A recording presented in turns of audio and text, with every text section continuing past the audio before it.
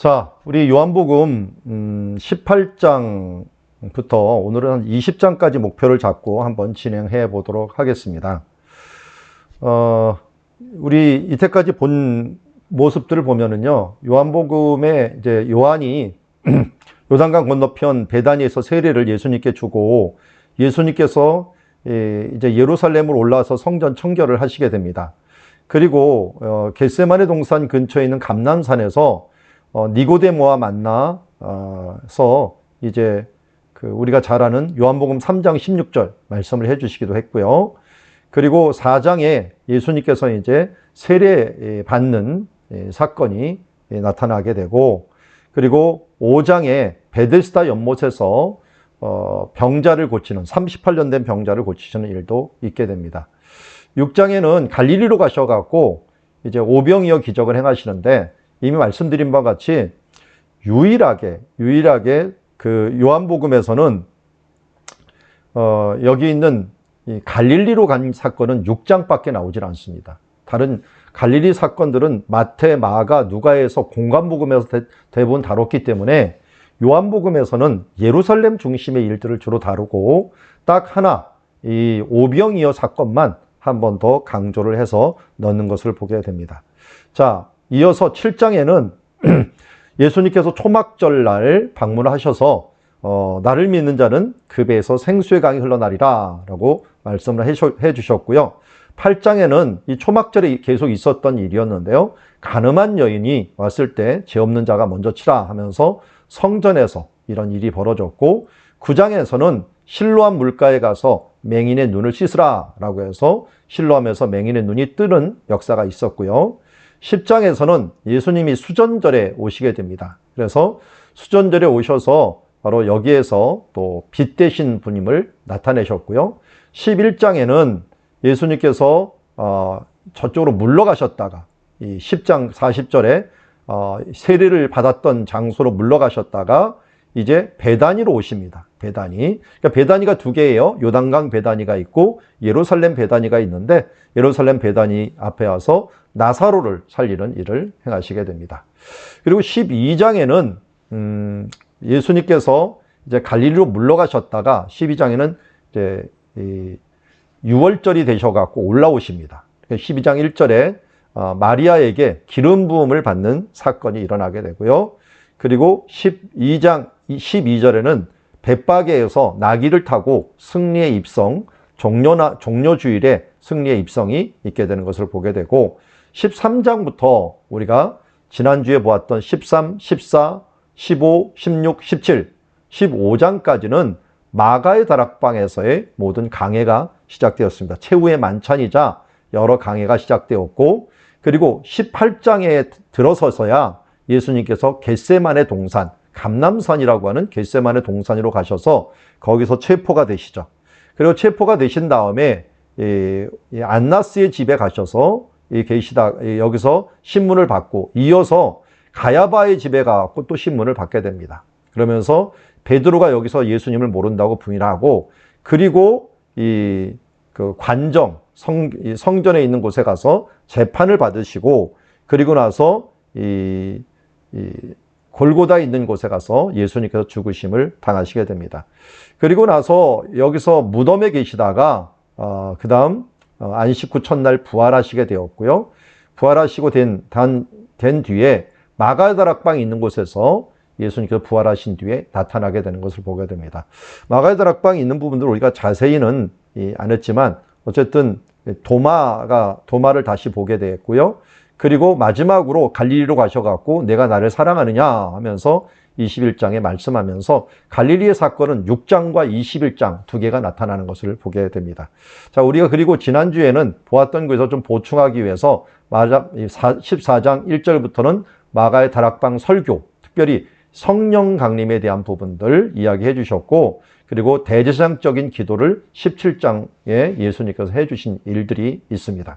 자, 이렇게 해서 우리 예루살렘 하나로 요한복음을 하나로 좀 묶어본 겁니다. 그만큼 이 예루살렘 하나에서 대부분의 요한복음의 사건들이 집중되어 있다 하는 것들을 우리가 지도를 통하여 볼 수가 있습니다.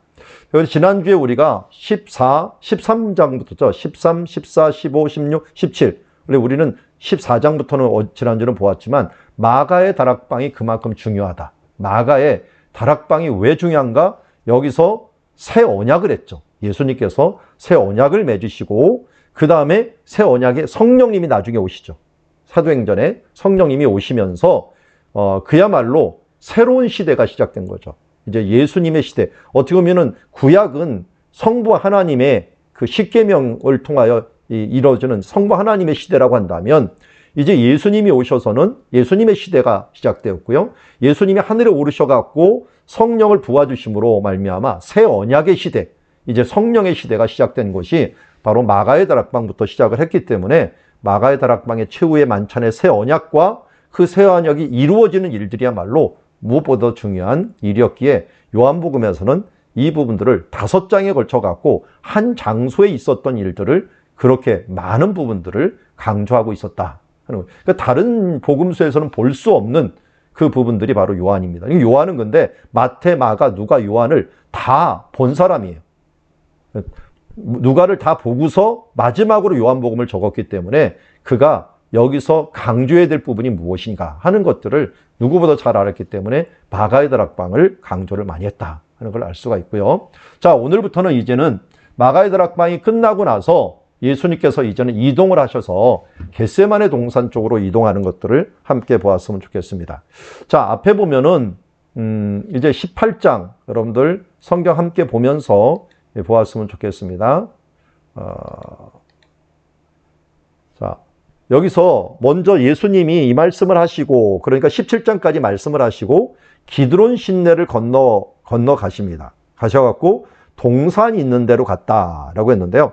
이 앞에 보면은 이쪽에서부터 시작을 한 거예요. 이쪽에서 시작을 하고 기드론 신내를 이렇게 건너갔고 이 감람산 쪽으로 갔다 그러는데 여기 동산 하나가 있는데 이 동산 하나가 겟세마네 동산입니다. 겟세마네 동산으로 가셨다라는 것을 알 수가 있고요. 여기서 제자들과 함께 있었다. 그런데 여기에 왜 예수님이 가셨네요. 우리가 잘 알듯이 이 겟세마네에서 기도, 잘 아시죠? 기도를 위해서 예수님이 가셨는데 이 부분이야말로 참으로 중요한 의미가 있었다 하는 것들을 우리에게 알려주고 있습니다. 자, 어떤 의미인가 하는 것들을 우리 한번 봤으면 좋겠는데요. 자, 그 의미 있는 부분들을 우리 한번 가보죠. 여기 보면은 겟세마네 동산에 그림 하나를 그려놨어요. 이게 뭐냐면 여기 있는 기드론 시내가 제일 먼저 언급된 데가 언제냐면 창세기에서 기록된대요. 창세기 14장에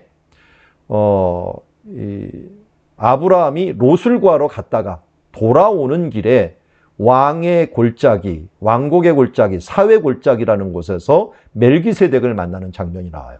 그러니까 멜기세덱에게 아브라함이 지금 예물을 바치는 것이 있어요. 11조를 특별히 처음으로 바치는 일들이 바로 기드론 시내에서 있었던 사건입니다. 여기서부터 벌써 이게 이 장소가 사용이 됐구나 하는 걸 알 수가 있고요.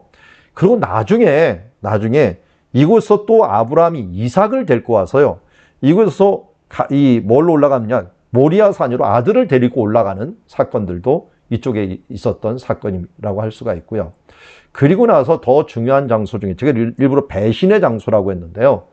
여기 똑같이 이렇게 건너간 사람이 있어요. 이 사람이 뭐냐면 다윗이에요. 다윗이 압살롬이 자기를 치러 오는 걸 보고 이쪽 멀리서 헤브론에서 쳐들어왔어요. 헤브론에서 쳐들어오면요. 반나절이면 이곳에 도착해요. 근데 과거의 전쟁은 나팔을 불어갖고 사람들을 이렇게 부르는 전쟁이었거든요. 그런데 내전이 일어나갖고 내부에서 누군가 군대가 딱 조직격도 오면은 부를 시간이 없어요. 그러면 시간을 벌려면 어떻게 해야 되느냐? 무조건 도망가야 돼, 일단은. 도망가서 거기에서 나팔을 불어갖고 다시 후위를 약속해야 됐기 때문에 다윗은 무조건 도망가야 되는 거예요. 그러면서 이 기드론 시내를 건너고 시내를 건넌 요 겟세마네 동산 근처에 다윗보다 먼저 가 있는 게 뭐 있었느냐? 언약궤가 가 있었어요. 언약궤가 가 있었는데 이 언약궤를 다윗이 보면서 언약궤를 같이 가게 하지 못하겠다. 다시 돌려놓아라. 돌려놓고 하나님께서 자에게 자비를 베풀어 주시면 다시 돌아올 것이다 하고 이 감람산 쪽으로 올라가면서 옷을 찢고 머리를 흩고 이 맨발로 눈물 흘리면서 이쪽으로 올라가면서 울면서 올라갔던 골짜기가 바로 이곳이에요. 그러니까 다윗은 이곳에서 어떻게 보면 자기 아들이 자기를 배신하고 어떻게 보면은 자기는 울면서 도망가야 되는 그런 상황이 됐는데, 바로 이 장소가 예수님이 기도하시면서 여기 지금 누구예요? 가룟 유다에게 배신을 당하는 장소가 되었던 것을 보게 됩니다. 그러니까 예수님은 자녀 대신에 제자들이 자식과 같은 사람들이었죠. 같이 동거동락하면서. 근데 압살롬이었던 자식이 다윗을 부인했듯이 다윗의 후손인 예수 그리스도를 그야말로 자식처럼 여겼던 제자가 지금 부인하는 역사가 이 겟세마네 동산에서 있게 되는 것을 보게 됩니다. 그래서 예수님께서 지금 기도하는 이 모습은 배신당하는 모습들도 있고 또 십자가를 준비하는 모습들도 있고, 정말 이것 때문에 정말 고통 중에서 기도하는 모습이라고 할 수 있는데요. 요한복음에서는 이 기도하는 모습을 다 생략을 해버려요. 왜냐하면 이미 누가복음 같은 데서 너무 많이 해놓은 거예요. 그래서 더 이상 해줄 필요가 없다라고 해서 그것을 여기서 언급하지 않은 것을 보게 됩니다. 대신에 뭘 얘기했느냐? 여기 가룟 유다가 와갖고 지금 사람들을 데리고 왔는데 등과 횃불과 무기들을 가지고 온다 그랬어요. 자, 이걸 잘 보면요. 지금 가룟 유다는 어디서 오는 거냐면 마가의 다락방 있는 곳에서요. 이미 성찬식을 하다가 나갔어요. 나가서 군인들을 데리고 마가의 다락방으로 다시 왔어요. 오고 나서 예수님이 없으니까 성을 다 뒤진 거예요. 다 뒤지다가 없으니까 밖으로 나와버린 거예요. 그러니까 가룟 유다는 지금 눈을 그냥 부릅뜨고 예수님을 지금 찾으려고 하는 거예요. 왜 안 찾으면 돈을 못 보니까. 체면이 말이 안 되니까. 이 밤에 끝까지 나가갖고 이 예수님이 잘 갈 만한 장소까지, 예수님이 기도하는 장소까지 와갖고 잡으러 온 거예요.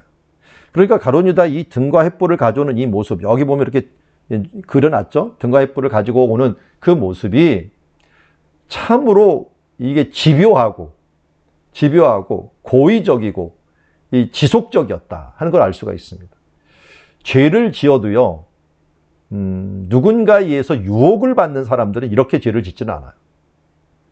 그래서 용서받지 못하는 죄가 어떤 죄냐? 사탄처럼 고의적으로 지은 죄라고 할 수 있죠. 그래서 하나님께서도 속건제, 속죄제를 드릴 때 고의적으로 지은 죄들에 대한 속죄제는 안 받아요. 실수해서 받고 회개하면서 나가는 그런 죄들은 받지만, 그 성경에서도 고의적인 죄, 특별히 이 도피성에서도 사람을 고의적으로 죽인 사람들, 이 사람들은 도피성에서 안 받아요. 우리가 그나마 사탄에 의해서 나도 모르게 뭐가 씌었는지 모르게 죄를 졌다면 용서를 받을 수 있지만, 이 가룟 유다 같이 의도적이고 고의적이고 지속적이고 하는 모습으로 계속되는 부분들에 대해서는 이게는 우연이 아니고 그냥 욱하는 기분이 아니고 지속적이었다는 것은 예수님 앞에 용서받을 수 없는 죄까지 가버렸다 하는 것들을 알려주고 있습니다. 반면에 예수님은 여기서 뭐라고 얘기합니까? 사람들이 오니까 예수님께서 그 당할 일을 아시고 이 사람들에게 말합니다. 너희가 누구를 찾느냐라고 하면, 누구를 찾느냐? 아니, 당신 찾으러 온 거 알면서도 누구를 찾으러 왔느냐라고 말을 하면 어떡하라는 거예요. 그런데 예수님께서 나사렛 예수라니까 내가 그니라 라고 얘기해요. 내가 그니라. 그럼 요한복음에서요, 알지 못하게 굉장히 많이 나오는 말씀이 내가 그니라, 에고에이미라고 부르거든요. 에고에이미가 뭘 얘기냐면 이 나는 스스로 있는 자다 라고 하는 여호와의 약자예요. 여호와를 풀어서 쓰면은 나는 스스로 있는 자라는 뜻이거든요. 그런데 예수님이 요한복음에서는 의도적으로 내가 그니라 라고 하는 말을 자꾸만 써요. 내가 여호와다, 내가 하나님이다. 그래서 예수님이 죽으실 때까지도 뭐라고 하냐면 내가 그이다 라고 하는 부분들, 내가 하나님의 아들이다 라고 하는 부분들을 밝히시기를 원해요. 그러니까 요한복음에서는 지속적으로 강조하려는 게 예수님께서 바로 그리스도 되신 뿐만 아니라 하나님의 아들 되심을 분명히 밝히려고 노력하는 것을 보게 됩니다. 자, 그래서 내가 그니라 라고 말하자 어떤 일이 벌어집니까? 사람들이 그들이 물러가서 땅에 엎드러졌다라고 하는 것은 예수님의 위력이, 말씀의 위력이 내가 그다라고 말만 하더라도 이 위력이 그 사람들한테 탁 전파돼 갖고 그 하나님의 말씀의 위력에 뒤로 낮아뻗지는 그런 일들이 벌어지게 된 거죠. 그러자 그들이 예수님을 못 잡자 어떻게 됩니까? 물으시되 너희가 누구를 찾느냐라고 해갖고 나사렛 예수라니까 내가 그니라라고 또 말을 해줘요. 그럼 이거는 뭡니까? 여기 제가 바보 예수님이라고 해놨는데요. 이건 정말 바보가 하는 일이죠. 자기 잡으러 왔는데 누구 잡으러 왔느냐? 내가 그다라고 스스로 잡히는 거 아니에요. 여기서 강조하려는 건 뭡니까? 이 볼런티어예요. 거룩한 볼런티어. 자원에서 예수님께서 지금 잡히시고 있구나. 나 잡아가라 하는 거죠. 나 잡아가라. 이 볼런티어라고 하는 말을 생각하니까요. 제가 이스라엘에서 유학할 때 그 실습을 많이 가요. 현장 학습을 가면은 꼭 빵하고 이렇게 도시락을 싸가거든요. 여러분 도시락을 싸가 이렇게 아이스박스에 딱 해갖고 이걸 또 이동해주고 끄집어내주고 하는데 이걸 이제 학생들이 해요. 그런데 교수가 그 자리에서 그냥 볼런티어라는 말을 하자마자 학생들이 막 달려들어갖고 그걸 들고서 막 하더라고요. 그런 걸 보면서 야, 얘네들은 어떻게 볼런티어라는 말들이 그 삶에서 너무 자연스럽게 나온다라고 하는 생각을 가졌는데 나중에 알고 보니까 이 미국 문화의 강점 중에 하나가 뭐였냐면 볼런티어 문화더라고요. 그래서 자원에서 무엇을 하는. 그래서 이 볼런티어 문화 때문에 지금도 우리나라가 이 선교를 많이 한다지만 미국에 비하면 세 발의 피입니다. 정말 이 미국에 있는 선교 보내는 일들이라든지 봉사하는 일들은 대단한 게요. 이 볼런티어 문화가 참으로 발달돼 있다. 그리고 하버드나 이런 대학교 가면 이 볼런티어 안 해본 사람들은 아예 대학을 못 들어가죠. 그만큼 사회 봉사하는 일들에 대해서 굉장히 중요하게 여기는 것들은 아마 이 예수님의 역량이 아닐까. 예수님도 십자가를 지실 때 우리는 가룟 유다가 배신해갖고 그들이 누가 죽여. 근데 요한복음에서 뭘 계속 강조합니까? 내가 한다. 예수님이 주도를 하는 거예요. 십자가도 예수님이 주도를 해버립니다. 그래서 거룩한 자원함을 통하여 이 모든 부분들이 이루어진다 하는 것을 보게 됩니다. 자, 하나님께서 왜 사람들에게 이 찬양받는 걸 좋아하실까요? 저는 한 가지라고 합니다. 자유의지를 주셔갖고 그 자유의지를 가진 사람들이 찬양할 수도 있고 안 할 수도 있는데 선택을 하나님을 가져갖고 자원함으로 하는 이것들, 이 일들에 대해서 너무 기뻐하신다는 거죠. 우리도 마찬가지잖아요. 우리 아이가 저는 아직 손주가 없어서 그러는데 제 동기들이나 이렇게 또 이렇게 주변 사람들 요새 막 손주가 생기더라고요. 생기면서 그런 말을 하더라고요. 인생을 새로 사는 것 같다. 애들이 자기를 위해서 빵긋빵긋 웃어주면 힘이 그냥 저절로 난다는 거예요. 저도 언제나 그게 생길는지 모르겠는데 어쨌든 이 웃어줄 수도 있고 울어줄 수도 있는데 웃어주는 일들에 대해서 너무 기쁨이 온다는 거. 그거 하나만 보고도 기쁨이 되는 거죠. 그래서 최근에 저는 들은 생각이 뭐냐면 하나님이 뭘 기뻐하실까? 우리가 어린 아이만 되면 된다. 그냥 주님 보고 그냥 웃어주고 기뻐하고 그냥 함께 해주고 그냥 재롱 떨듯이 있는 그거 하나만으로도 하나님께서 기뻐하지 않을까. 그래서 바로 주님의 뜻이 무엇입니까? 라고 물어볼 때 항상 기뻐하라. 쉬지 말고 기도하라. 범사에 감사하라. 이는 너희를 향한 하나님의 뜻이니라. 라고 했으니까 주님 보고 그냥 기뻐하고 감사하고 이 기도한다는 건 뭡니까? 소통한다는 거죠. 옹알이라도 뭐가 되지 않는 말이라도 하나님과 소통하는 그것들이 하나님께서 기뻐하시는 일이 아닐까. 자원하는 일들. 예수님이 하나님을 가장 기쁘게 한 일들은 자원함이었다. 이 땅에 오시는 것도 자원함이었고 십자가도 자원함이었다. 그래서 최고의 이 섬기는 자가 됨으로 말미암아 하나님을 가장 기쁘게 하는 분이었다 하는 것을 알 수가 있고요. 이때 또 시몬 베드로가 뭘 합니까? 베드로가 칼을 가졌는데 그 칼을 빼어갖고 대제사장의 종 오른쪽 귀를 베어버리고 이 사람 말고의 귀를 베어버리죠. 그러니까 욱하는 성격이나 즉흥적인 성격이 배고 있는데요. 즉흥적인 성격은 알아줘야 돼요. 그런데 참 예수님이 이 뒤에 배경을 보면요. 정말 너무나도 이 도망가기 쉬운 환경에서 있었다 하는 것들을 알 수가 있어요. 생각을 해보세요. 여기 겟세마네 동산이고요. 여기 지금 나무가 적게 있지만 여기가 감람산이에요. 감람산이기 때문에 어두울 때 이쪽으로 쑥 들어가면 끝나요. 여기서 쑥 들어가면은 찾을 수도 없어요. 여기 특별히 누가 찾으려고 한다 그러면은 여기 베드로가 사람들을 막 동원하면 돼요. 왜냐하면 여기 지금 경배 언덕이라고 이 감람산은 지금 순례객들이 어마어마하게 와 있어요. 여기 잠을 자고 있는 거예요. 순례객들이. 거기다가 순례객 중에 대부분 누구였냐면 이쪽에 있는 사람들은 갈릴리 사람들이었어요. 갈릴리 사람들 친 예수님 파였거든요. 그러니까 예수님 쪽이니까 야 예수님을 잡아가려고 한다. 와라 소리만 질러도 여기 있는 수많은 사람들이 와갖고 이 사람들 잡으러 온 사람들 다 내동댕이 칠 수가 있었고 베드로뿐만 아니라 제자들까지도 이것을 감당할 수 있었거든요. 그런데도 예수님이 그것을 택하지 아니하고 아버지의 뜻이다라고 하는 걸 알고 그냥 이 잔을 내게서 넘어가게 없어서 그러나 아버지의 원대로 없어서 여기서 끝난 게 아니라 3번이 끝난 다음에는요 내가 그니라면서 자원을 하고 나갔는데 베드로는 잠자고 있다가 이걸 도저히 알 수가 없었던 거죠. 그러니까 인간적으로 행해갖고 이 말고의 길을 떨어뜨리면서 예수님의 의도하고는 다르게 행한 것이라 볼 수가 있습니다. 그래서 예수님이 이렇게 말씀을 해주셔서 칼을 집에 꽂으라. 아버지께서 주신 잔을 내가 마시지 않겠느냐 하면서 이 다른 성경에서는 칼로 행하는 자는 칼로 망할 것이다 라고 했는데 여기는 아버지께서 주신 잔을 스스로 마시겠다 라고 하면서 나아가는 모습을 보게 됩니다. 자, 이렇게 이제 예수님이 잡히신 다음에 어디로 가는가 봤더니요. 지금 여기 감람산이고 겟세마네 동산이잖아요. 예수님께서 기도하러 오신 장소의 위치를 보면요. 여기 기드론 계곡이 있어요. 기드론 계곡이 이렇게 흐르고요. 여기에 흰놈의 골짜기라고 하는 골짜기가 또 흐르고 있어요. 여기가 기드론 골짜기가 만나고 중앙에 막데스라고 하는 지역이 있는데 여기 중앙골짜기로 이름을 붙이는 것이 또 골짜기가 하나가 있습니다. 그 중에 이 가운데가 다윗성이 있고 그 다음 위에 성전산, 모리아산이 있고요.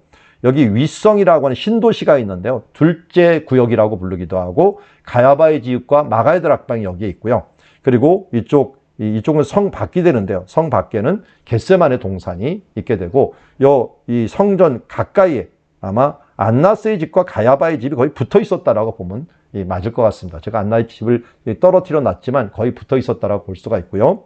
그래서 이렇게 움직인다고 봅니다. 맨 처음에 겟세마네 쪽으로 움직였다가 여기서 이제 두 번째로 움직여가는 모습을 보는데요.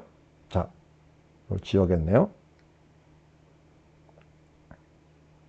자, 이렇게 안나스의 집으로 잡혀가게 됩니다. 안나스의 집. 여기는 안나스의 집으로 갔는데요. 원래 가야바의 집하고 거의 붙어 있었다. 이렇게 생각하면 되겠습니다. 제가 여기다가 한 것은 고고학 발굴해서 대제사장 집이 여기 발견이 돼버렸어요.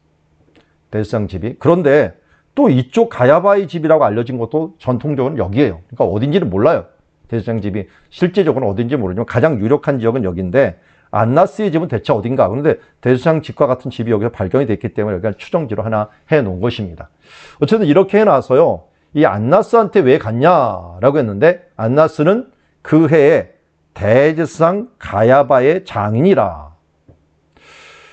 원래는 안나스가 제사장이었는데 가야바가 제사장이 된 거예요. 근데 성경에는 한 번 제사장이 죽기까지 대제사장이에요. 그런데 왜 신약 시대 때는 이 대제사장이 자꾸만 바뀌느냐? 그래서 대제사장 들이라고 얘기를 해요. 들. 왜 들이라고 얘기냐면 이 대제사장을 누가 임명하냐면 분봉왕들이 임명을 해버려요. 헤롯도 맨 처음에 대헤롯이라고 하는 이 헤롯이 로마의 그 힘을 받아갖고 이 사람이 대제사장을 임명을 해요. 거기다가 그 다음 죽자마자 누가 임명을 하냐면 아켈라오가 임명을 해요. 그래서 아켈라가 또 실각을 한 다음에는 나중에는 축 먹어 죽은 헤롯. 이 사람이 또 임명을 하고요. 축 먹어 죽은 헤롯이 죽은 다음에는 아그리빠라고 하는 사도행전에서 나오는 아그리빠라는 사람이 또 대제사장 임명권을 가지고 있어요. 그런데 이 분봉왕이 될 때마다 자기 입맛에 맞는 사람을 자꾸만 바꿔버려요. 그러니까 대제사장이 죽을 때까지 하는 게 아니라 자꾸만 갈려버리는 거예요. 그런데 유대인들은 한 번 제사장은 영원한 제사장이기 때문에 할 수 없이 안나스도 뭐라고? 대제사장이라고 부르고요. 두 번째 임명한 이 가야바도 그냥 그 시대의 가야바도 자기의 대제사장이라고 얘기합니다. 그리고 나중에 보면은 또 제사장이 바뀌어요.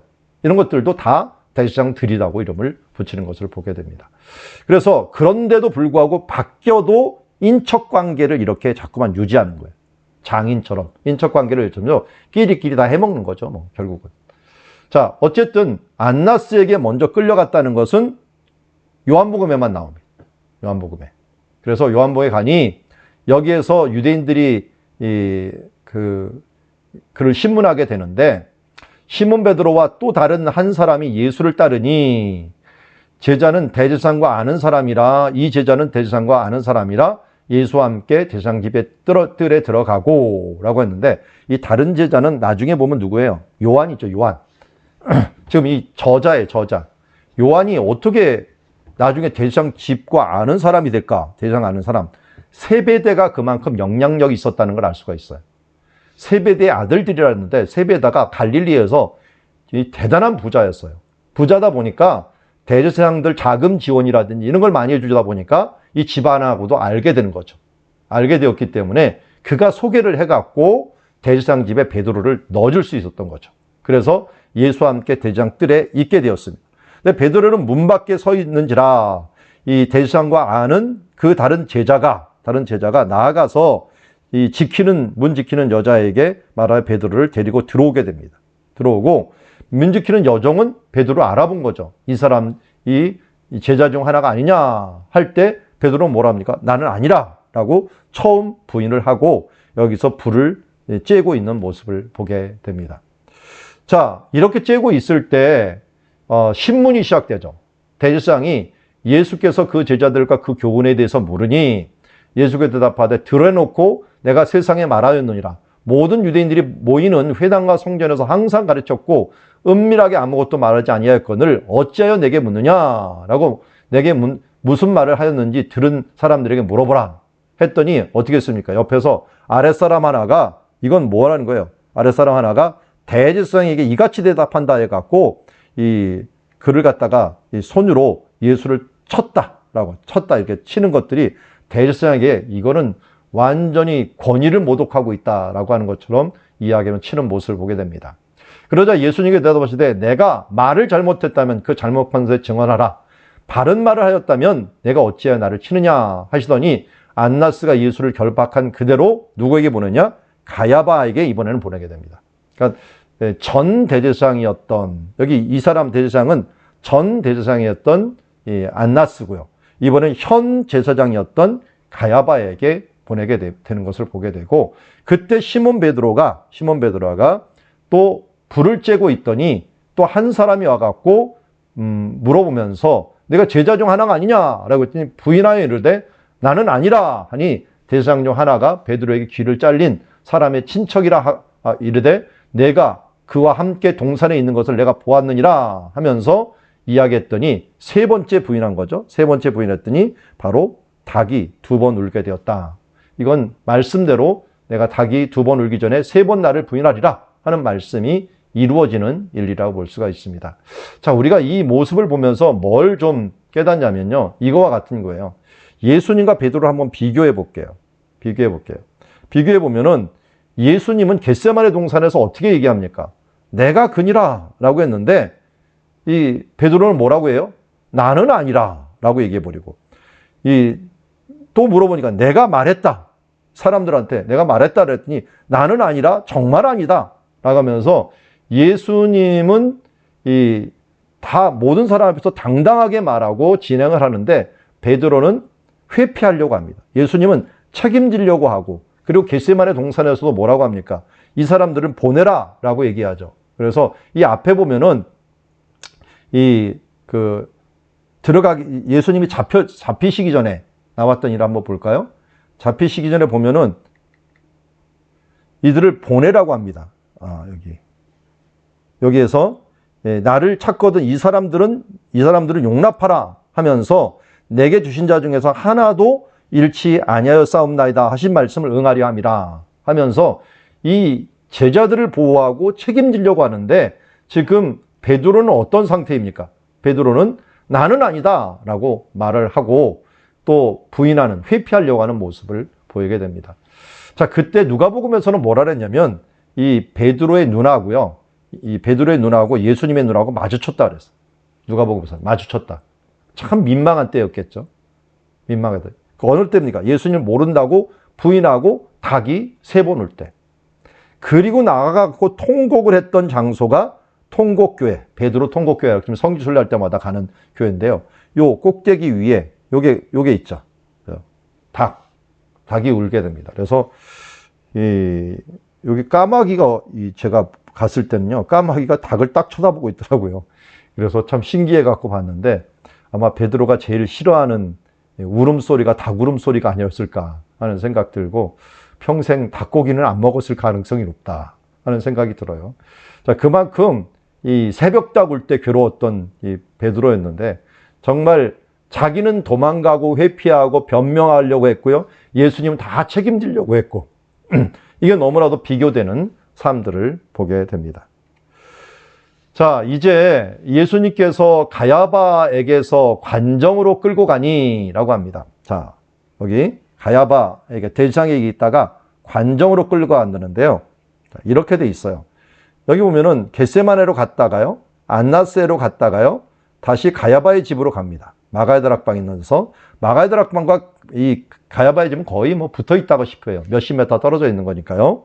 그리고 여기에서 가야바의 집에서 이 성경에서는 요한복음은 잘 안 나오지만 누가복음에서는 성전에서 공회를 열었다 그랬어요. 그 새벽에 공회를 열어갖고 여기서 예수님을 가야바가 사형 선고를 내립니다. 신성모독으로. 그리고 나서 어디로 가느냐? 이 관정이라고 하는 것들은 어디냐? 바로 빌라도가 있는 곳이죠. 빌라도가 있는데 왜 데리고 왔느냐? 그를 고발하려고 하는데 그냥 고발하는 게 아니라 우리 법대로 처리를 하면은 당연히 이 사람들은 죽는 거다. 왜냐면 예수님이 신성모독에 걸렸거든요. 그러니까 죽을 것이래. 그런데 뭡니까? 자기네들에게는 죽일 권한이 없는 거예요. 죽일 권한이 없기 때문에 바로 이 빌라도에게, 죽일 권한이 있는 빌라도에게 이것을 맡기면서 내가 이 선고를 내려달라고 부탁을 하는 것을 보게 됩니다. 그래서 관정이라고 하는 것은 안토니아 요새라고 하는 이 요새를 말하고 있는 것을 보게 됩니다. 그래서 예수님께서 이제 어떠한 죽음을 가리켜 응하려 함이라 하는 걸 알려주는데요. 이게 빌라도가 자기 관정에 들어가 예수를 불러 이르되 내가 유대인의 왕이냐 하면서 예수님을 물어봅니다. 유대인의 왕이냐 물어봤더니 내가 스스로 하는 말이냐 아니면 다른 사람들이 내게 대하여 하는 말이냐 하면서 빌라도가 내가 유대인이냐, 내 나라와 나라 사람과 대제사장이 너를 내게 넘겼으니 내가 무엇을 하였느냐라고 빌라도가 물어봐요. 자, 여기서 빌라도 한번 얘기를 해볼게요. 자, 여기 보면은 수리아를 다스리고 있는 사람이 총독이 있어요. 이 로마에서는요, 자치제도를 두기 때문에 마게도냐, 아가야, 아시아, 뭐 이게 갑바도기야, 뭐 길리기야, 이 수리아 이렇게 했는데요. 수리아의 수도는 안디옥이었어요. 그러면 여기 있는 유대는 뭐였느냐? 유대는 수리아 안에 있는 조그만 지방 자치제였어요. 지방. 이 지방이었기 때문에 빌라도는 이 로마에서 말하는 큰 총독이 아니에요. 한마디로 새끼 총독이면서 또 무슨 특징을 가지냐면 행정장관에 가까운 사람이에요. 군사권도 한 1000부장 정도 가지고 있을 정도. 1000부장 정도. 여기 그 안디옥 있는 데는요, 사단과 같은 단급이 있어요. 단급. 여기는 한 5000명 정도. 정규군이 5000명 정도가 있는데 여기에는 한 1000명 정도가 있을 정도로 이 빌라도는 그래서 이 로마 기록에는 잘 안 나와요. 로마 기록에는. 실제로 고고학 발굴해서 이 빌라도라는 이름이 나와서 다행이죠. 이게 안 나왔으면 빌라도가 있는지도 잘 몰랐을 거예요. 왜냐면 새끼 총독이기 때문에. 그래서 이런 와중에 이 빌라도는 노예 출신이라고 보죠. 노예 출신인가요? 하여튼 신분이 별로 안 좋았던 친구였는데요. 아주 포악하게 행하다가 이 이스라엘 유대인들이 워낙 강하니까 그들의 말들을 들어줬다가 그들을 모욕시켰다가 왔다 갔다 하는 그런 중에 있었던 것을 보게 됩니다. 어쨌든 빌라도가 이 원래 자기가 있었던 곳은 가이사랴라고나 항구에 있었는데 예루살렘으로 올라온 이유는 명절 때문에 올라온 거예요. 명절 때문에. 원래 수도, 어떻게 보면 총독 관저는 해변가에 있는 가이사랴라고 하는 항구였고요. 그리고 명절 때만 이것을 지키기 위해서 올라왔다 하는 것을 알 수가 있습니다. 이제 빌라도가 와서 물어봅니다. 그러면서 예수님께서 내 나라가 뭐냐 그랬더니 내 나라는 이 세상에 속한 것이 아니라, 내 나라가 이 세상에 속하였다면 내 백성들이 싸워서 나로 유대인들에게 넘겨주지 않게 하였으리라. 이제 내 나라는 여기에 속한 것이 아니라 하면, 그러면 내가 왕이 아니냐라고 했더니 내가 왕이니라. 내가 이를 위하여 태어났으며 이를 위하여 세상에 왔으니 곧 진리에 대하여 증언하라. 진리에 속한 자는 내 음성을 들으리라. 그러니까 예수님은 분명히 왕인 왕인데 어디 왕이냐? 진리 왕국의 왕이다 라고 말씀하신 거죠. 그러니까 보이는 왕국이 아니라 보이지 않는 영적 세계의 왕임을 다시 말씀한 거죠. 그러니까 이 빌라도는 뭘 안 거예요? 아, 이거 종교적인 일이구나, 이거 사상적인 일이구나 하는 부분들을 너무 잘 알 수 있었던 거예요. 그러면서 뭐라고 그러냐면 진리에 속한 자는 내 음성을 듣니라 하면서 진리가 무엇이냐고 물어봐요. 그런데 예수님이 대답을 해줬나 안 해줬나요? 대답 안 해줬어요. 그럼 가끔 질문을 해도 대답해 줄 필요가 없을 때가 있어요. 왜냐면 그냥 가식적으로 물어는, 그냥 관심이 없는데 그럼 진리가 뭐야? 이런 식으로 물어볼 때 대답해 줄 필요가 없어요. 예수님께서도 대답을 안 해준 거죠. 왜? 빌라도는 진리에 대해서 무관심했던 거예요. 예수님은 진리를 말씀하는데 유대인들은 거부를 했고요. 거부를 했고 빌라도는 무관심했고 우리들은 어떻습니까? 예수님은 어떤 분으로 우리가 받아들입니까? 내가 곧 길이요 진리요 생명이다 라고 하는 이 말씀을 받아들이는 사람이 예수님의 나라, 진리의 나라의 왕국의 시민이 된다는 것들을 알 수가 있죠. 그래서 예수님이 죽을 때도 이 빌라도가 그걸 알고서 유대인의 왕이라고 써주죠. 유대인의 왕이라 써준 거는 바로 네가 진리의 나라, 유대인의 나라의 왕이니까 그렇게 써준다 하면서 이 말을 준 거죠. 그리고서 그에게 뭐라고 했어요? 아무 죄도 찾지 못하느니라. 이건 종교적인 거지. 너희들이 나를 시기해갖고 이 사람을 시기해갖고 준 거 뻔히 안다 해갖고 그를 찾지 못하였더라 라고 하면서 그가 놓아줄 방법을 찾게 됩니다. 그게 뭐였냐면 바라바라고는 죄수, 여기 이 패션 오브 크라이스트 나온 건데요.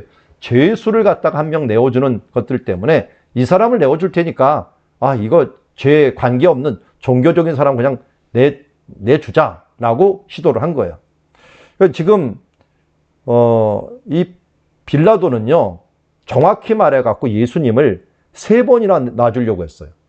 그리고 누가복음이나 다른 복음서에 보면은 이 아내가 와갖고 뭐라 그랬죠? 내가 꿈자리가 너무 안 좋다, 이 사람을 빨리 내줘라 라고 했는데, 이걸 듣고 나서 빌라도가 자기도 찜찜한 거야. 이게 찜찜하니까 뭐라 그러니까 계속 풀어주려고 한 번은 어디에 보냈어요? 이 갈릴리 사람이야? 갈릴리 분봉왕이 와 있는데 이 분봉왕 헤롯한테 보내버리자. 이 헤롯한테 보냈어요. 근데 헤롯이 어떻게 했어요? 자기가 책임지기 싫으니까 희롱만 하고 다시 보낸 거예요. 그리고 여기서 또 빌라도는 한 사람을 놓아주는 습관이 있으니까, 우리 요새 8.15 이 사면이라고 하는 거 있죠. 그런 사면이 있으니까 여기 바라바가 최고 악질 죄인을 내보냈겠죠. 최고 악질 죄인을 딱 내보내고, 이 사람이냐 예수님이라면 최소한 예수님은 아니겠지라고 했는데, 웬걸요? 이미 매수된 사람들이 다 이 바라바를 원하는 것이 아니라, 예수님을 원하는 게 아니라 바라바를 원하면서 그를 풀어주게 된 것을 보게 됩니다. 결국은 예수님께서 이런 시기와 질투에 이어서 죽게 됐고, 또 한 번 이 빌라도가 조금 시도를 한 거예요. 그게 뭐냐면 채찍질이에요. 채찍질 통해 갖고 사람들 앞에서 이 가시관 쓰이고 채찍질 맞은 모습을 갖다가 사람들한테 보인 거예요. 그래서 불쌍히 여기기를 바란 거예요. 제발 너희들 이 모습 봐라. 니네들이 왕이 이것밖에 안 된다 하면서 불쌍히 여기를 바랐는데, 그 불쌍히 여기고 긍휼히 여김도 그들에게는 통하지 않았어요. 여러분, 이게 시기하고 질투하면은 눈에 뵈는 것이 없는 거예요. 물론 사탄이 한 짓이긴 하지만 이렇게 세 번의 시도가 모두 빌라도의 시도가 다 무의로 끝난 것을 보게 됩니다. 그 중에서 예수님을 이렇게 얘기합니다.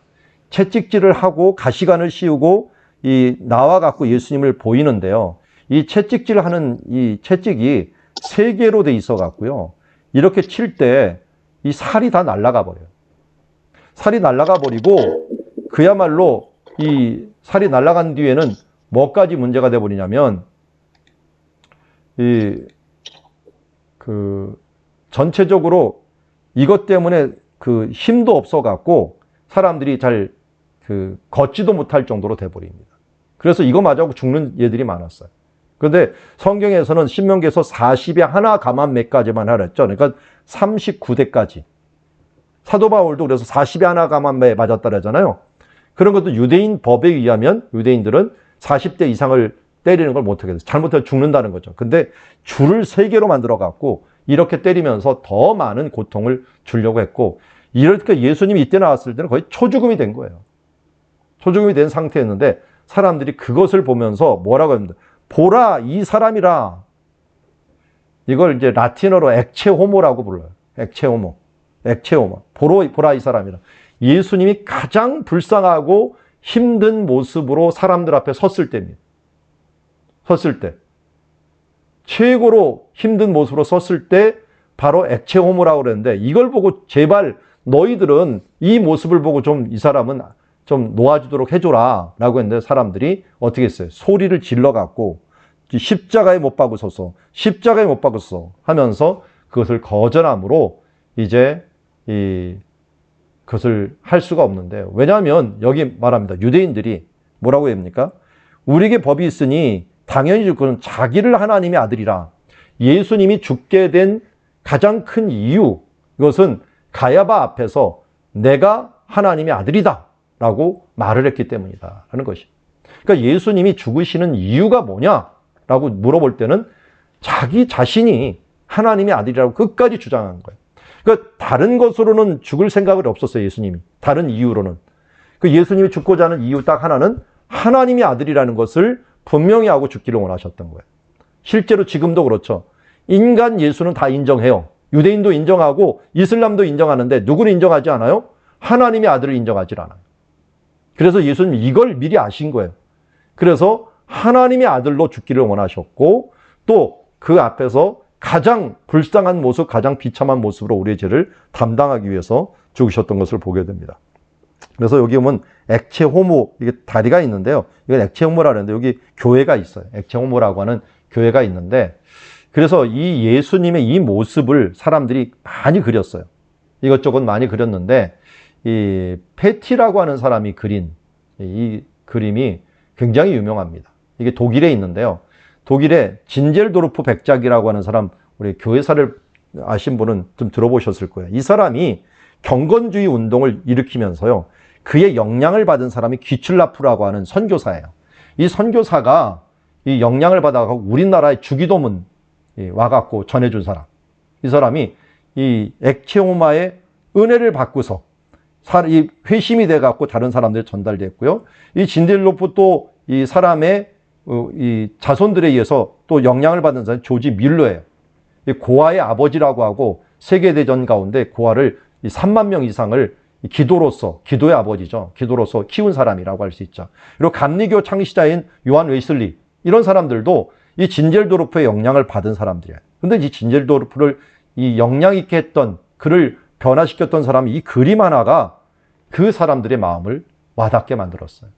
그런데 이 그림이 제일 유명하게 된 것은 프란시스 하버라고 하는 사람 때문이에요. 여러분, 프란시스 하버는 누군지 잘 모르겠지만 여기 내 너를 위하여라고 하는 찬송가 가사를 지은 사람이에요. 이 사람. 내 너를 위하여, 이거 한 사람, 이걸 보면서 이 가사가 나온 거예요. 이걸 보면서. 그러니까 그림 하나가, 감동으로 그린 그림 하나가 정말 사람들의 마음을 이렇게 감동시켰다면, 예수님의 이 우리를 위한 가시면류관을 쓰신 하나가 그야말로 우리의 인류를 변화시키는 큰 힘이 되었다라는 걸 보게 됩니다. 이게 뭐예요? 우리 이사야서 53장에 우리의 허물 때문에, 우리 죄악 때문에 그가 맞음으로 우리가 나음을 입었다라고 말하고, 그가 가시 면류관을 쓰심으로 우리가 생명의 면류관을 쓰게 되었다 하는 부분들을, 그걸 믿고 그 신앙대로 그린 이것들이 사람들에게 정말 어필이 되어서 사람들이 이 예수 그리스도를 바라볼 수 있도록 하신 모습을 보게 됩니다. 정말 우리가 문제가 많을 때 너무 문제가 간단해질 때가 있어요. 그때는 언제냐면 십자가 볼 때, 특별히 예수님의 십자가 바라보면은 문제가 너무 간단해요. 내가 가졌던 문제가 너무 사소해져요. 그래서 우리가 정말 돌아가야 될 고향이 뭔가 할 때, 문제가 막 복잡할 때면 무조건 십자가 보세요. 십자가 예수님을 바라보시고 그 가시관 쓰신 예수 그리스도를 바라보면은 내 문제가 너무 적어져 버려요, 갑자기. 그러면서 그 앞에 이 문제를 어떻게 해야 될지 객관적으로 볼 수 있게 되는 거죠. 정말 문제가 있을 때마다 예수 그리스도를 바라보자 하는 게 바로 19장에 보는 우리의 큰 교훈이라고 할 수가 있죠.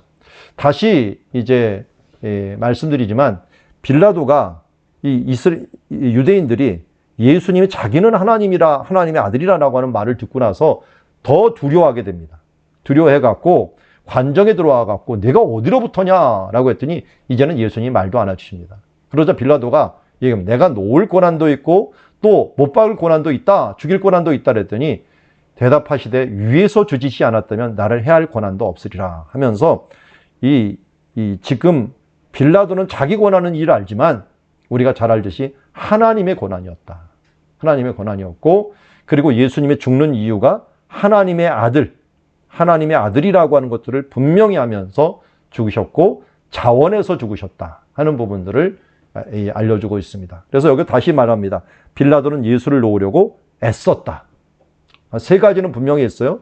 헤롯한테 보냈다가 또 바라바를 내세웠다가 이번에는 채찍질해 갖고를 사람들한테 불쌍히 여기게 하려고 했다가, 그런데 이게 다 무효로 끝난 거예요. 왜 근데 힘썼으나 이루지 못했을까요? 결국은 유대인들이 이 한 말 때문에 그래요. 소리질러 이르되 이 사람을 놓으면 가이사의 충신이 아니이다. 무릇 자기를 왕이라는 자는 가이사에 반역하는 자다. 한마디로 너 반역하는 거다 하면서 하나님보다 사람을 무서워하는 사람이었기 때문에 반역이라는 말에 움찔했던 거예요. 그래서 빌라도가 결국은 그를 재판석에다 놓고 사형 선고를 이야기하게 된 것을 봅니다. 이 육시라라고 하는 부분들은 우리가 영시는 오전 6시부터 시작을 하기 때문에 정오가 되겠죠. 정오에 보라 너희 왕이라 하면서 그를 십자가에 못 박혀서 계속 소리를 지르니까 십자가에 못 박으라 하면서 얘기하자 못 박도록 그들에게 넘겨주는 모습을 보게 됩니다. 그러니까 군중들과 대제사장들의 말들에 이끌려갖고 결국은 스스로 팔린 자가 돼버린 모습을 보게 됩니다. 저는 이 빌라도를 보면서 누구 생각이 자꾸만 나냐면 사울왕이 생각나요. 사울왕도 이 아말렉에게 가갖고 다 죽이라 그랬더니 사람들의 소리, 이걸 듣지 못해가, 이걸 거절하지 못해갖고 그것을 끌고 오고 그것을 다 죽이지 않고 함으로 결국 왕위가 폐위되었는데, 여기 있는 빌라도도 마찬가지죠. 그리고 빌라도가 계속적으로 사도행전에 등장하면서 얼마나 불쌍한 사람이 되었습니까? 그만큼 책임자가 중요하다 하는 것들을 보게 됩니다. 근데 우리가 나이가 먹으면서 자동적으로 책임자가 되다 보니까 참 두렵고 떨릴 뿐입니다. 이런 부분들이. 결국 예수님께서 십자가에 지도록 넘겨집니다. 19장에 넘겨지면서 자기 십자가를 지시고 해골이란 뜻이 여기 보니까 골고다죠. 골고다라는 것에 가셔갖고 거기서 예수를 십자가에 못 박을 때 다른 두 사람도 좌우편에 못 박으니 예수는 가운데 있더라 라고 얘기합니다. 누가복음에서는 이 좌우편에 중에서 한 사람이 뭐라 그랬어요? 예수님은 죄가 없다 라고 하고 당신의 나라에 이르를 때 나도 함께 해주십시오 라고 했더니 내가 낙원에 함께 할 것이다. 이 사람이 오른쪽에 있었느냐 왼쪽에 있었느냐 성경에는 안 나와요. 그래서 자꾸만 오른쪽 강도라고 자꾸만 얘기하는데 성경에는 오른쪽 강도라는 말 안 나오니까 착각하지 마십시오. 신대원 시험에 자주 나와요. 신대 시험에 어느 쪽 강도가 예수님을 인정했느냐라고 얘기를 하면은 왼쪽, 오른쪽, 모른다. 일단 모른다에 써야 되거든요. 여기도 그런 모습을 알 수 있고, 좌우편인지 어느 쪽은 모릅니다. 모르고. 그리고 예수님께서 이 못 박히신 곳이 성에 가깝다라고 하는 걸 알아두세요. 성에 가깝다. 그래서 사람들이 여기에 유대인의 왕이라고 써놓은 곳을 사람들이 다 알 수가 있었어. 그래서 히브리어와 로마라는 건 라틴어죠. 라틴어, 헬라어로 세 나라의 언어로 여기를 세 줄을 딱 써놨어요. 유대인의 왕이다. 유대인의 왕이다라고 써놓은 거예요. 그랬더니 이 대제사장들이 뭐라 합니까? 왜 유대인의 왕이라고 합니까? 자칭을 써줘. 자칭. 그랬더니 빌라도가 이것까지는 안 들어줍니다. 내가 쓸 걸 썼다 하면서 그것을 주고요. 군인들이 밑에 있죠. 군인들이 밑에 있으면서 여기에서 이것을 취하는 장면을 보게 됩니다. 그런데 제비를 뽑아갖고 이걸 통으로 나누는 모습을 보는데 이것도 어떻게 보면 성경을 응하게 하려 한다라고 하는 것으로 나오게 되죠. 원래 우리 가상 7원이라고 하는 것하고 비아돌로사가 다 여기서 나오는 거예요. 굉장히 간단하게 지금 나와 있지만 다른 복음서에서는 굉장히 이것을 자세히 나와 있죠. 그래서 여기 예수님 채찍질 교회에서부터 시작해서 골고다 언덕까지 이 14개의 장소를 나누어 갖고 14처라고 얘기합니다. 14처. 예수님의 숫자가 다윗이라는 숫자를 쳐갖고 다비드가 다비드 이렇게 하는데 이게 숫자로 치면 4, 6, 4 더하면은 14. 그래서 14처소를 만들어 갖고 예수님을 기념하고 있는 모습을 보게 됩니다. 그래서 여러분 비아돌로로사 가면은 뭐 여긴 1처소입니다, 2처소입니다 할 때마다 여기가 14처를 이 다윗이라는 이름을 따라서 기념을 하고 마태복음에서도 뭐합니까? 이 족보를 나눌 때도 14대요, 14대요, 14대 나누는 것은 다윗이라는 이름으로 나누는 것이다 하는 걸 우리가 알아두면 좋겠습니다. 어쨌든 여기에서 이제 그들의 옷을 나누고 이것은 응하게 하렴이라는데 옷을 나누는 이런 모든 부분들 그리고 이런 부분들은 다 뭘 의미하는 거예요? 성경에서 응하게 한다는 것은 성경에 나오는 이야기들이야. 시편 22편 18절에 내 겉옷을 나누며 속옷을 제비 뽑나이다 하면서 나오는 말씀. 그러니까 시편 22편이 성경에서 예수님의 십자가에 못 박히는 장면들을 너무나도 잘 보여주는 그런 성경이다라고 할 수 있고요. 또 이사야서 53장이 예수님의 십자가를 보는 듯하게 보여주는 그런 모습이라고 할 수가 있습니다. 그러나 이 모든 것이 뭐예요? 예수님께서 자기 십자가라면서 자원하심으로써 이 십자가를 지었다 하는 부분이고 고고학 발굴에 의하면 이런 식으로 십자가에 못 박았다고 봐요. 다 옷을 벗겨버리고 지금 뭐 이 그리느라고 이렇게 옷을 입혀놨죠. 싹 벗겨버립니다. 벗겨버리고 못을 이곳에 박고 이 팔목에다 봐요. 팔목에다 박은 것이 그런 뼈들이 발견이 돼버렸어요. 십자가에 못 박힌 뼈들이 발견이 됐기 때문에 정말 뼈가 으스러지게 이 부분들을 예수님께서 십자가에 못 박히면서 우리의 죄를 대신해서 죽으셨던 모습을 보게 됩니다. 제가 예수님의 십자가를 볼 때마다 좀 부담이 많이 돼요. 왜냐면 스펄전 목사님이 이렇게 얘기했거든요. 스펄전 목사님이 막 이 십자가 설교를 하기 전에 막 울더래요. 그래서 사모님이 들어와갖고 뭐가 은혜가 되냐고 우냐 그랬더니 스펄전 목사님이 내가 십자가를 설교하려고 하는데도 눈물이 안 나온다. 그게 너무 슬퍼서 운다. 그러더라고요. 우리가 십자가를 처음 대할 때는 굉장히 감동이 있는데 제가 십자가 설교를 오래 하다 보면요. 그냥 지식적으로만 자꾸만 생각하려고 그래요. 이걸 나와 관계가 없는 것으로 생각할 때가 많이 있는데 지금도 우리도 비슷하죠. 자꾸만 이 지식적으로 들어가다 보면 이게 나와 관계가 없을 때가 너무 많이 있는데요. 오늘 예수님께서 말씀하시는 것을 통해 갖고 한번 이것이 나와 어떤 관계가 있는지 한번 살펴봤으면 좋겠습니다. 가상칠언이라고 그러죠. 예수님이 십자가에 못 박히면서 7말씀을 하셨는데 다른 복음서를 다 종합해 보니까 맨 처음에는 아버지여 저희 죄를 사하여 주시옵소서. 예수님께서 용서하라고 했는데 먼저 용서를 예수님께서 하시는 것을 보게 되고요. 그리고 또 한 사람을 용서하면서 마지막까지 전도하면서 오늘날 내가 나건에 나와 함께 할 것이다 하면서 한 강도에게 말씀하였고요. 오늘 세 번째는 뭐예요? 여기 보니까 26절에 보니까 사랑하는 제자 요한이죠. 서 있는 것을 보면서 또 자기 어머니를 보면서 여자의 보소서 아들이니이다. 또 제자에게 이르면서 보라 내 어머니다. 자, 이 내 어머니다 여자여 보소서 아들이다 라고 하는 걸 잘 보면 뭐라고 얘기하는 거냐면 우리는 보통 제가 맨 처음에 옛날에 이렇게 봤어요. 여자여 보소서 나를 보소서 내가 아들이 이렇게 죽어갑니다. 이렇게 생각을 했어요. 그래서 조금 있다 보니까 제자한테 보라 내 어머니다 라고 말하는 거 보니까 짝을 맺어주는 거예요, 지금. 마리아 보고 저희 제자를 보십시오.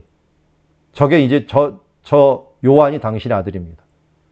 제자에게는 봐라, 이제부터 내 엄마다. 내 어머니를 잘 모셔라. 이렇게 묶어주는 거예요. 이게 뭐냐? 예수님의 보혈의 공로로 한 가족이 되었다는 거예요. 그러니까 십자가는 우리를 뭘로 만드는 거냐면 한 가족 되게 만들었다라고 하는 것에서는 십자가의 보혈의 피로 우리는 한 가족이 되었다라는 부분들을 말씀하고 있습니다. 그리고 나서 엘리 엘리 라마 사박다니라고 하면서 나의 하나님 나의 하나님 왜 나를 버리시나이까 라고 했는데요. 이 말씀을 다른 쪽으로 생각하면 참 은혜가 되더라고요. 예수님 이 말을 왜 이 이면에 있는 이 말이 뭘까요? 나의 하나님 하나님 이 사람들이 뭐간데 이 죄짓고 예수님을 하나님 아버지를 배반하고 매일 떠나고 반역하는 이들이 무엇이간데 나를 버리기까지 이들을 사랑하는 겁니까? 얼마나 사랑하기에 나를 버리시는 겁니까? 하면서 우리를 향한 사랑에 대한 정말 이렇게까지 이 사람들을 사랑하시는 겁니까? 라고 하는 예수님의 이게 외침이었다라고 하는 것을 보게 됩니다. 그만큼 예수님은 뭘 본 거예요? 아버지 하나님의 사랑을 본 거예요. 우리를 향한 아버지 하나님의 사랑. 인간을 향한 아버지의 사랑. 그러면서 나는 목마르다라고 말씀하시고 그 다음에 뭐라 하며 다 이루었다. 다 이루었다. 다 이루었다는 테텔레스타이라고 부르죠. 테텔레스타이라고 하는 것은 다 지불했다. 다 지불했다. 외상값을 다 지불했다. 그러니까 예수님께서 죄값을 이제는 다 지불했다. 라고 말하고 마지막에는 아버지여 내 영혼을 아버지 손에 부탁하나이다. 라고 말합니다. 나중에 보면 스데반이 죽을 때 1번 기도하고요. 7번 기도를 하고 죽어요. 저들의 죄를 용서하옵소서. 그리고 주 예수여 내 영혼을 당신의 손에 부탁하나이다. 이것은 순교자의 기도였고 예수님의 기도는 예수님의 가상치료는 어떻게 보면 우리가 해야 될 기도요. 또 자기 십자가를 지고 나를 따르지 않는 자는 내게 합당하지 않고 내 제자가 될 수 없다라고 했으니까 우리가 기도해야 될 기도 제목이다 라는 것을 우리가 알 수가 있습니다. 그래서 예수님의 십자가를 경험하지 않고는요 용서할 수가 없어요. 어제도 제 아내가 우리 이스라엘에서 만난 어떤 집사님을 만나고 왔다는데 그 집사님이 사업하면서 어려운 일을 많이 당했나 봐요. 정말 사업하면서 그렇게 믿던 사람이 배신을 해갖고 뒤에서 옆구리 딴주머니 차고 회사 돈을 다 해먹고 또 망할 지경까지 이르게 됐는데 그걸 보면서 정말 배신감이 있어갖고 그 사람 또 쫓아내느라고 그냥 너무 힘들었대요. 그런데 이게 주기도문에 우리가 우리의 죄를 용서한 것 같이 우리의 죄를 용서하여 주시옵시고 이거 자기가 못하겠더래. 도저히 난 그 말이 안 되겠다. 여러분 진짜 상처받은 사람들은 그게 안 돼요 잘. 그런데 뭘 경험해야 되냐면 이걸 경험해야 돼요. 예수님의 십자가 앞에 나가서 십자가 경험하면은 용서하지 못할 사람이 없는데 이상하게 내가 하려고 하니까 안 되는 거예요. 예수님이 하게 해야 되는데 나는 죽고 예수님이 하게 해야 되는데 내가 용서하려니까 원수는 원수지 어떻게 뭐 원수가 돼요? 원수가 용서가 객자가 돼요? 감정적으로 아무리 용서한다고 안 돼요. 나는 죽고 예수님이 해야지 용서가 되는 거죠. 여기서 그러기 때문에 스데반도 기도할 수 있었고 이 스데반의 기도를 받았던 사도 바울도 이제 다른 사람들을 향하여 기도할 수 있었던 모습을 보게 됩니다. 그래서 이 십자가의 기도 이 부분들은 결국 다 이루는 기도가 되었다. 잘 보면 지리적으로 보면 이렇게 돼요. 여기 성전산이 있어요. 성전산은 여호와 이레라고 부릅니다. 여호와 이레. 성전산 여기가 모리아 산이고 이 그 아라우나 타작마당이고 바로 여호와 이레라는 모리아 산이에요. 그러니까 여호와 이레인 여기에서 예수님이 사형 선고를 당해요. 근데 유대인들은 예수님이 어디 죽었냐 그러면은 성전에서 죽었다라고 얘기해야 돼요. 왜냐하면 사형 선고를 여기서 내렸으니까. 결정이 된 거예요. 완료된 거예요, 이 사람들은. 완료냐 미완료냐인데 예수님이 죽으심은 성전에서 죽은 거예요. 근데 헬라인들이나 로마인들에게는 성전 밖 골고다에서 죽은 거예요. 이 사람들이 시간 개념을 가지고 있어요. 유대인들에게는 시간 개념이 없어요. 완료냐 미완료냐 하는 결정됐느냐 결정되지 않았느냐가 중요하고 헬라인들에게는 시간이 중요해요. 시간이. 그래서 언어 자체가 히브리어에는 언어 자체가 시간이 없어요. 언어 자체. 시간이. 그런데 헬라어에는요. 이 시간이 너무 잘 발달되어 있어요. 그래서 완료형. 과거도 있고 과거 완료형. 우리는 미래도 있고 미래 완료형도 있어요. 현재도 있고 현재 분사, 현재 완료형. 이런 식으로 정말 동사가 시간이 너무 발달되어 있는 거예요. 그러니까 예수님이 헬라인들한테 죽었다 그러면 영문 밖에서 죽은 거고요. 유대인들한테 죽은 거면 성전에서 죽은 거예요. 이게 왜 중요하냐면 이 대속죄일날 염소 2마리를 가져와요. 하나는 어디서 죽여요? 하나는 아사셀 염소로 해서 영문 밖에서 죽여요. 광야에서 죽게 해도요. 하나는 어디서 죽여요? 성전에서 죽여요. 성전에 죽이고 피를 여기다가 시은소, 은혜 보좌라는 거 피를 7번 위로 7번 아래로 7번 뿌려갖고 이 죄가 넘어갈 수 있도록 여기 있는 언약의 말씀에 의하면 모두 용서받을 수 없지만 그러나 이것을 보고 넘어갈 수 있도록 피를 또 한 번의 유월절이 일어나도록 또 여기다가 피를 뿌리는 거예요. 그러니까 예수님은 어떻게 죽으셨느냐? 이중적인 죽음을 죽으신 거예요. 한마디로 성전에서 한 번 죽으시고요. 또 성문 밖에서 죽은 거예요.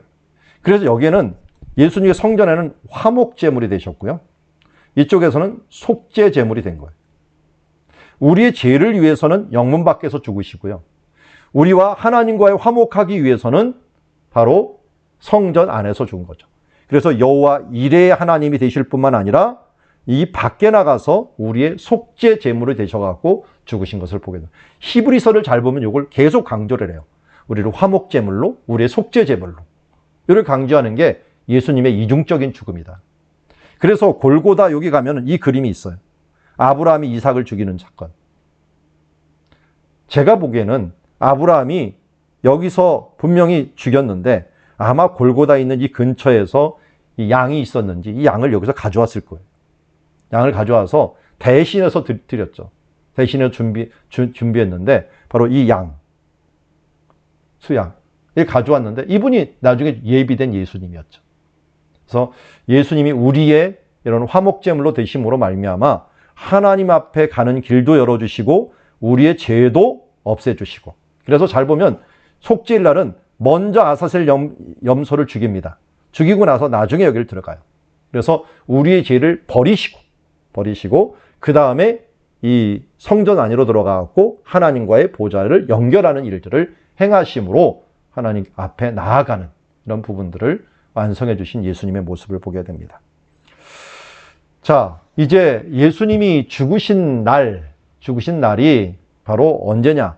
이날은 준비일이다 라는 것은 어떤 준비일이냐면 유월절이 있고요. 유월절이 있고 무교절이 준비되는 날이에요.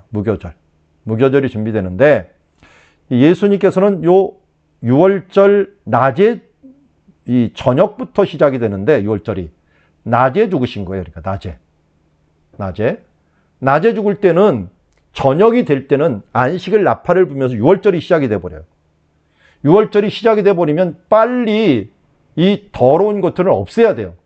그러니까 사람들이 시체를 십자가에 둘 수 없다. 이 유월절 날, 이 경건한 유월절. 그래서 빨리 이 낮에 죽을 때 그걸 해봐라. 그러니까 다른 성경에 보면 예수님이 언제 죽으셨느냐? 9시에 죽으셨다. 9시. 9시는 오후 3시에 죽으십니다. 오후 3시에 죽으셨기 때문에 빨리 이걸 안 하면은 한 오후 5시나 6시경부터 이 해가 지기 시작하거든요. 특별히 6시면 다 지기 때문에 빨리 서두르는 거예요. 빨리 시체를 빼갖고 없애달라 했더니 이 빌라도가 그의 다리를 꺾어 시체를 치워달라 하니 군인들이 가서 예수님과 함께 못 박힌 첫째 사람과 두 사람을 모두 다리를 꺾습니다. 왜 그럽니까? 다시 살아났으면 살아나고 도망가지 못하게. 그냥 이 사람들은 도망 못하고 그냥 그 자리에 죽도록 내버리는 거예요. 그래서 죽도록 했는데 예수님께서 보았더니 다리가 꺾이지 않았어요. 다리 꺾지 않았어요. 왜요? 이미 죽은 걸 본 거예요. 죽은 걸 본 거예요.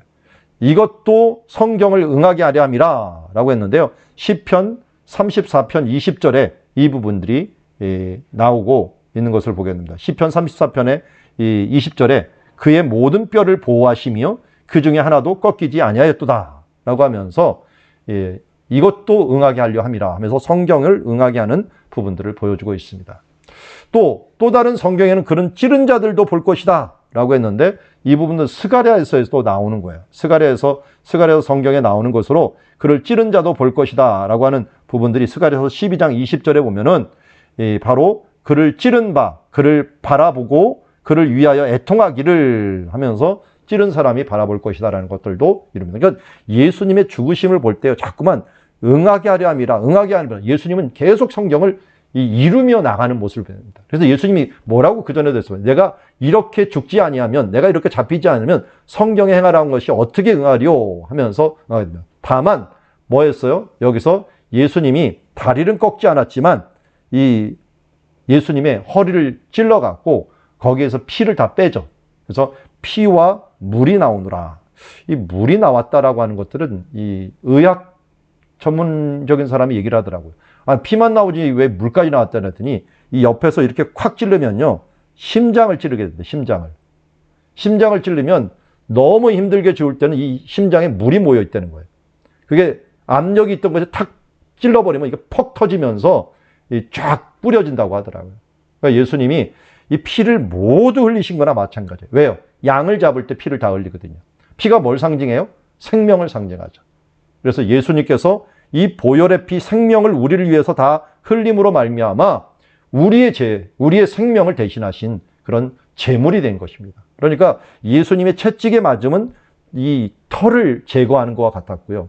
예수님이 십자가에 죽으시는 이 모습은 유월절 양에 죽는 모습과 같아요. 유월절 양 이 예식에도요. 이 나무에다 꼽고서 유월절 양을 행진하는 예식들이 보여져요. 그만큼 유월절 양을 잡을 때나 예수님이 죽으실 때나 모습이 너무나도 똑같습니다. 그래서 예수님 결국 물과 피를 흘리고 다 죽으셨고, 그런데 여기에 아리마대 요셉이 찾아와갖고 예수의 시체를 달라고 구하게 됩니다. 그리고 나중에 니고데모도 오게 됩니다. 자, 이 사람들은 다 뭐예요? 관원이라고 얘기해서 관원이기 때문에 빌라도한테도 갈 수도 있었던 거예요. 이 관원들은 다 뭐였느냐? 숨겨진 제자들이었어요. 숨겨진 제자들. 차라리 예수님의 제자들은 다 도망가고 지금 남은 사람들은 누구였느냐? 바로 의외의 제자들이 등장하는 거예요. 정말 중요할 때 등장할 줄 아는 제자. 이게 진짜 제자 아니겠어요? 그래서 여기 있던 아리마대 요셉 그리고 니고데모 모두 참 중요한 사람이고요. 이 무덤을 내어줬다고 하는 것들, 아무도 사용하지 않은 무덤을 내어줬다는 것은 어마어마하게 비싼 겁니다. 이건 왜냐하면 가족 무덤이에요. 심지어 어떤 곳에서는요, 가족 무덤에서 두개골만 300개가 발견이 됐어. 한 번 가족 무덤으로 하면은요, 계속 사용이 돼요. 계속 사용이 되는데 그 처음 판 무덤을 갖다가 준다는 것은 굉장히 중요한 무덤을 준 것이다 할 정도로 이 아리마대 요셉은 헌신을 아주 크게 한 것이고요. 니고데모도 여기 이 침향과 몰약 섞인 것들을 100리트라 정도를 줬다는데 이것도 엄청나게 많은 분량을 한 것이죠. 이게 왜 중요하냐면 사람들이 이렇게 하루 만에 장사를 지내야 돼요. 이스라엘은 죽었을 때 이틀 가면 안 돼. 1일장. 만 하루 안에 모두 끝내야 돼. 그렇기 때문에 이게 썩을 것을 예비하고 빨리 향을 넣고서 이렇게 집어넣습니다.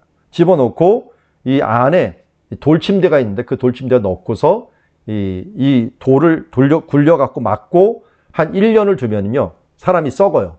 썩으면 그 뼈를 골라다가 함을 만들어요. 함에다가 뼈를 집어넣습니다.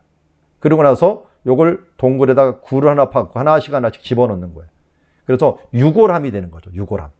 우리 유골함 우리는 빠잖아요. 근데 뼈를 부러뜨리면 안 되기 때문에 유골함을 그 유골만큼 크기를 넣어갖고 이 부분들을 넣는 것이 신약시대 때의 법이었다 하는 걸 알 수가 있습니다. 그러다 보니까 빨리 이것을 진행을 해야 됐던 거예요.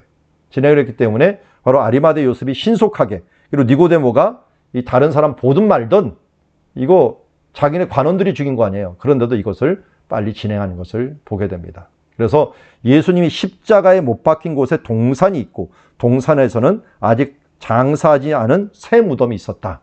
그래서 예수님께서 이 무덤에 가까운 곳으로 있었다라고 하는데요. 여러분, 성지순례 가보신 분들은 십자가가 달려있는 곳하고요, 예수님의 무덤하고는 같은 교회 건물 안에 있는 걸 아실 거예요. 그래서 성묘교회라고 하는 교회 가면은 한쪽은 이 성전이 돔이 두 개가 있는데, 돔 이쪽은 골고다의 돔, 이쪽 돔은 예수님의 부활의 돔. 그런데 교회가 하나예요. 교회가 하나. 그만큼 가까이 있었다. 뭐 몇 메타 떨어져 있었다는 데 10m 정도? 뭐 10m도 안 될 것 같다. 10m 정도 떨어져 있는 거기에 위치하고 있었던 것을 보게 됩니다. 그래서 가까이 있었으니까 아리마대 요셉이 이 부분들을 제공한 것을 보게 됩니다. 6월절 바로 전이기 때문에 빨리 그것을 서둘러가 거기서 두게 되고요. 이제 20장, 안식 후 첫날이 된 거예요. 안식 후 첫날. 자, 안식 후 첫날이라는 게 굉장히 중요한데요. 여기 보면은 6월절이 있어요. 6월절 전에, 그러니까 날로 치자면은, 그냥 우리나라 날로 치자면 6월절은 저녁부터고, 그리고 예비일은 낮이에요. 그러니까 예수님은 낮에 죽으신 거예요. 그리고 6월절 하루가 지나고 그 다음부터는 무교절이에요. 무교절. 무교절이 있는데, 무교절 안에 여기 안에 무교절을 7일 동안 지켜요. 근데 7일 안에 안식일이 한번 딱 오게 돼 있죠. 안식일. 그 안식일이 마침 무교절 첫날이 된 거예요.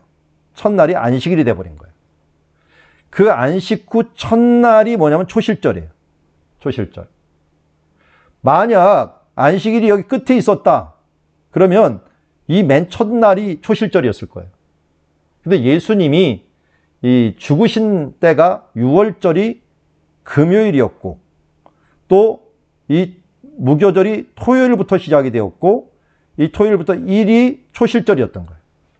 초실절. 그러니까 명절 3개를 예수님이 연속으로 받으시게 돼버린 거예요.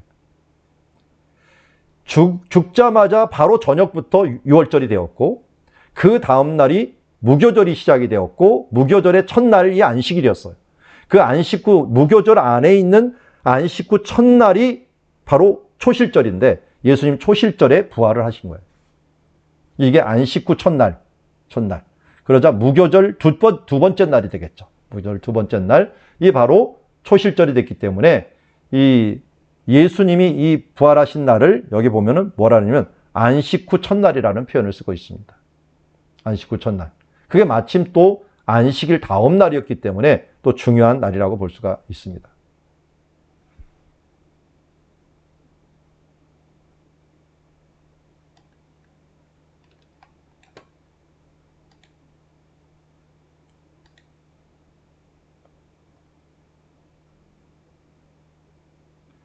예. 다시 한번. 목사님이 갑자기 없어지셨나요? 예. 다시 합니다. 연결이 별로 안 좋아져 갖고 다시 연결하도록 하겠습니다. 자, 이렇게 이제 안식 후 첫날에 막달라 마리아가 무덤에 갑니다. 성경에 다른 부분 세 여자가 함께 갔다 그랬어요. 세 여자가 함께 갔다는데, 어쨌든 여기에서는 막달라 마리아에게 초점을 맞추고 있습니다. 우리가 아는 대로 막달라 마리아 얘기할 때는 7 귀신 들렸던 막달라 마리아라고 얘기를 합니다. 막달라 지방의 도시의 마리아가 되겠죠. 먼저 와서 봤더니 돌이 무덤에서 옮겨진 걸 보게 됩니다. 돌이 이렇게 무덤에서 옮겨진 걸 보니까 베드로와 다른 사랑하시는 제자들에게 달려가서 말하되 사람들이 주님을 무덤에서 가져갔다. 그러니까 마리아의 생각은 뭐냐면 분명히 예수님의 무덤을 누군가 가져갔다 라고 생각한 거예요. 그러니까 베드로와 다른 제자가 자기네가 안 가져갔으면 누가 가져갔나 하면서 달려간 겁니다.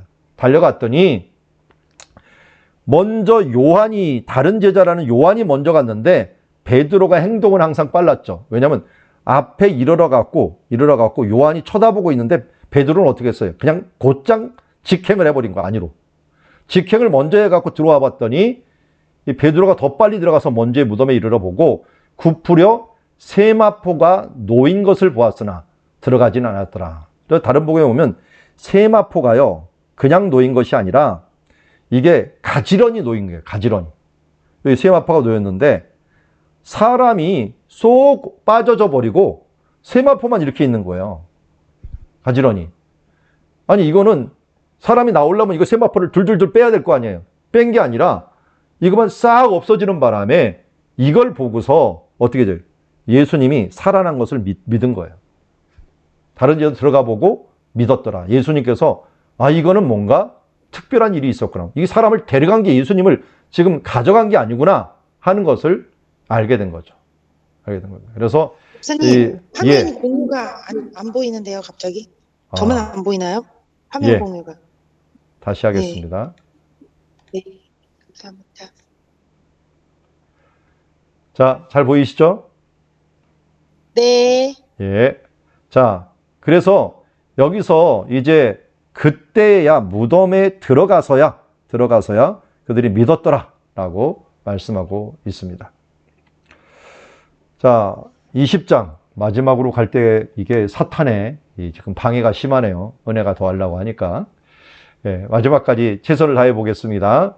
자, 마리아가 이제 울면서 있습니다. 무덤 밖에서 베드로와 요한은 있다가 울면서 구부려 무덤 안을 내려보면서 흰 옷 입은 천사가 이제 나타났어요. 그런데 천사 보고도 뭐라고 얘기합니까? 사람들이 내 주님을 옮겨갔다. 어디로 두었는지 내가 알지 못한다. 라고 얘기한 거예요.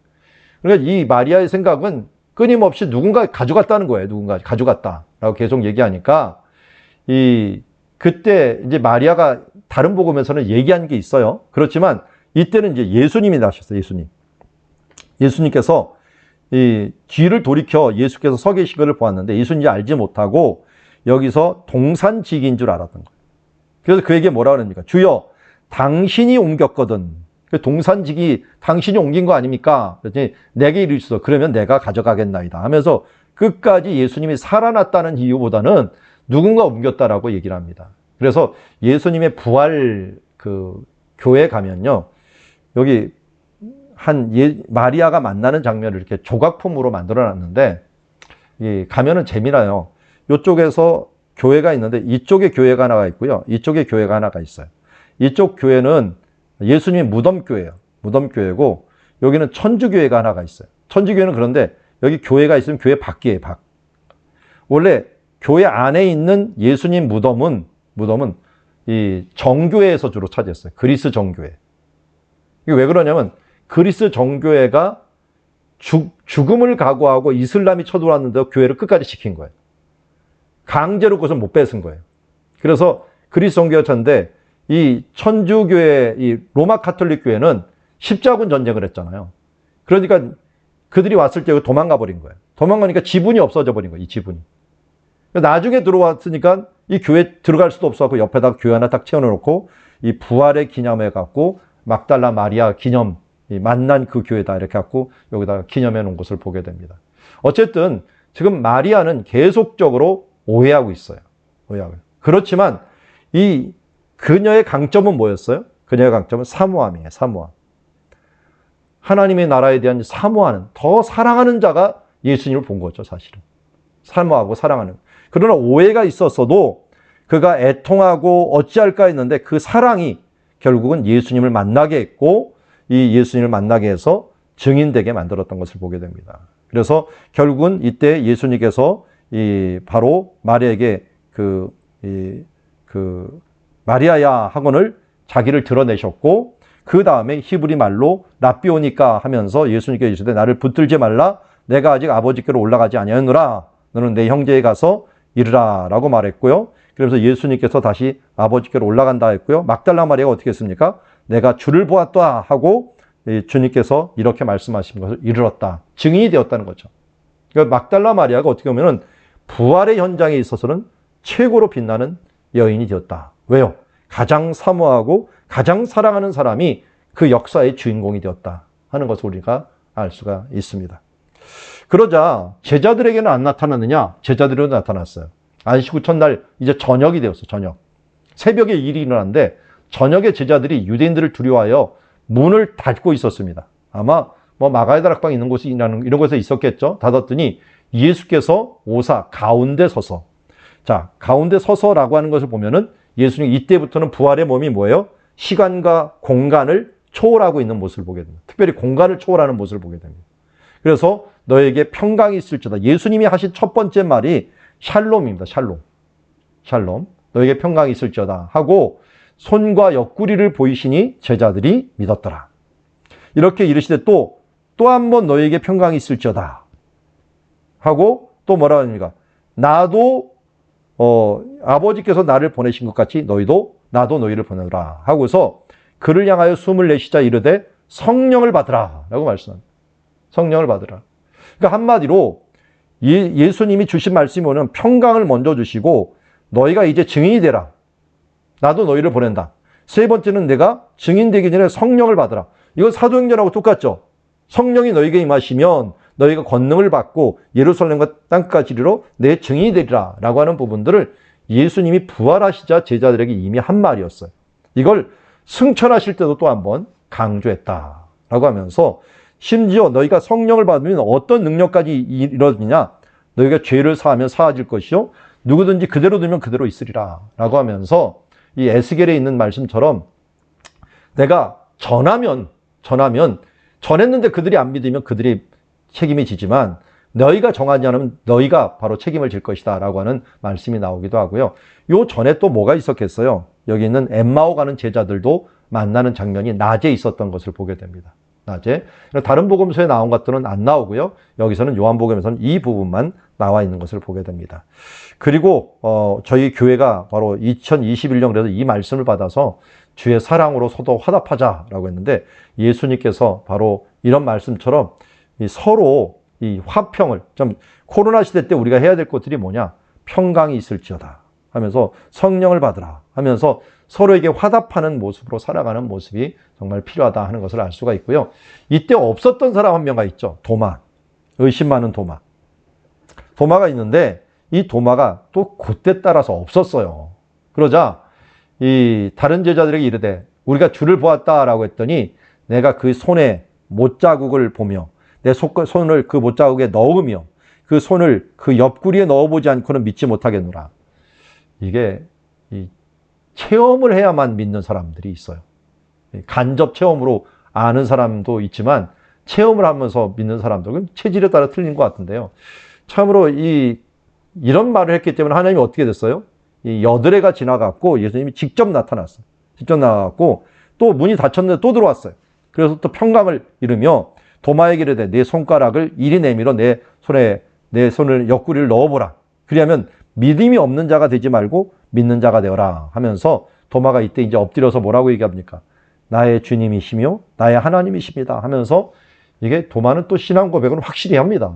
확실히 하면서 이렇게 고백을 하는 것을 보고 얘기하고 우리가 잘 알듯이 내가 보는 고로 믿느냐 보지 못하고 믿는 자들이 복이 있도다 하면서 우리에게 유명한 말씀 예수님께서 이때 요한이 이것을 정리하면서 이것을 기록함은 예수님 뭐이심을 하나님의 아들이심을 아들 그리스도이심을 믿게 하려 함이라 또 너희가 믿고 그 이름을 믿으며 생명을 얻게 하려 함이다 하면서 요한복음에 쓴 목적들을 기록한 것을 보게 됩니다.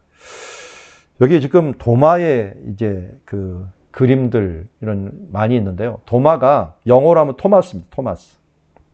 토마스 하면 참으로 우리나라하고도 깊은 관계가 있죠. 대동강 제너럴 셔먼호가 왔다가 격침이 되죠. 그러면서 제너럴 셔먼에 와 있었던 선교사님 토마스 선교사님이 우리나라에 온 첫 번째 순교자죠. 순교자가 됩니다. 그러면서 여기 있는 성경책을 자기를 죽이는 박영류라고 하는 사람한테 던져주고 그 사람이 나중에 받아갖고 종이가 아까우니까 그걸 갖고 벽지를 만들었고 나중에 그 벽지를 만든 그 집에 마포 삼열 선교사님이 와갖고 보니까 성경이거든요. 이거 어디서 났냐 그랬더니 그 이야기를 해준 거예요. 그 얘기를 해주면서 그러면 여기다가 교회를 짓겠다 해갖고 널다리 교회라고는 교회를 졌고 그 지교회가 우리가 이제 평양 대부흥이 일어난 교회가 돼버리는. 그래서 장대현 교회라고는 교회가 되는 이유가 바로 여기에 있는 이 성경책에 의해서 세워진 교회. 거기서 또 지교회가 나온 장대현 교회가 되었고, 거기에 담임 목사님으로 있었던 그 분이 바로 주기철 목사님. 주기철 목사님이 또 일제 순교를 하는 그런 일들. 또 주기철 목사님의 아들을 돌보았던 손양원 목사님, 또 친구였던 손양원 목사님이 나중에 6.25에 또 순교자가 되는 모습들. 이 순교의 릴레이가 어떻게 보면은 이 토마스 선교사님에 의해서 이루어졌다라는 걸 우리가 알 수 있게 됩니다. 이 도마는 나중에 가면은 이제 인도 쪽으로 가고 순교를 했다. 그래서 저희 인도 도마의 기념교회가 지금도 있을 정도로 나중에는 정말 본고로 믿느냐 보지 않고 믿는 자들이 복되도다 해갖고 예수님을 끝까지 인정했던 사람으로 살아갔던 모습을 보게 됩니다. 부활의 주님을 생각한다면 우리나라는 정말 부활하고 관련이 있는 것 같아요. 여러분 양화진 선교사님 무덤들 대부분 가보셨죠? 양화진에 있는 선교사님 무덤들을 꼭 한번 가보십시오. 지금 뭐 거기에 100주년 기념교회가 있어가지고 설명도 잘 해놨는데요. 저는 옛날에 그 100주년 기념교회 거의 없을 때부터 갔는데 여기에 이런 지금 글이 있어요. 제물포에 상륙했는데요. 여기 보면 부활절 아침에 우리나라의 언더우드 목사님하고 그리고 아펜젤러 목사님이 첫 번째 공식 선교사로 와요. 공식 선교사로. 근데 그분이 도착한 날이 언제냐면 마침 1885년 4월 5일 부활절이었어요. 부활절 아침에 이곳에 왔습니다. 하면서 그들이 글을 씁니다. 글을 썼는데 그날 사망의 권세를 이기신 주께서 이 백성을 얽어맨 결박을 끊으사 하나님의 자녀로서 자유와 빛을 주옵소서 하면서 이때 처음 도착했던 언더우드 목사님과 아펜젤러 목사님이 이 부활절 아침에 기도로서 드렸던 이 기도가 결국 우리나라를 변화시키는 결과를 가져왔던 것을 보게 됩니다. 이들의 부활 신앙이 또 부활절에 온 것이 어떻게 우연이겠습니까? 이 부활에 오셔갖고 수고했던 선교사님들의 결국 이것이 우리의 복음화에 정말 기초가 되었다는 것을 다시 한번 바라보면서 부활 신앙이야말로 우리나라에서는 없어서는 안 될 신앙이요. 또 부활 신앙으로 이렇게 이름을 가진 토마스 선교사님이 우리의 순교를 당해갖고 첫 번째 순교사역 순교의 릴레이가 되었고 또 우리 가운데 왔던 공식 선교사님도 부활절 아침에 도착함으로 우리나라 이 복음화가 이루어진 것은 정말 하나님께서 우리나라를 귀히 써주시는 이런 부분이 아닐까 하는 생각을 가지게 됩니다. 자, 여기까지 우리 오늘 말씀 20장 말씀까지 함께 보도록 하겠습니다.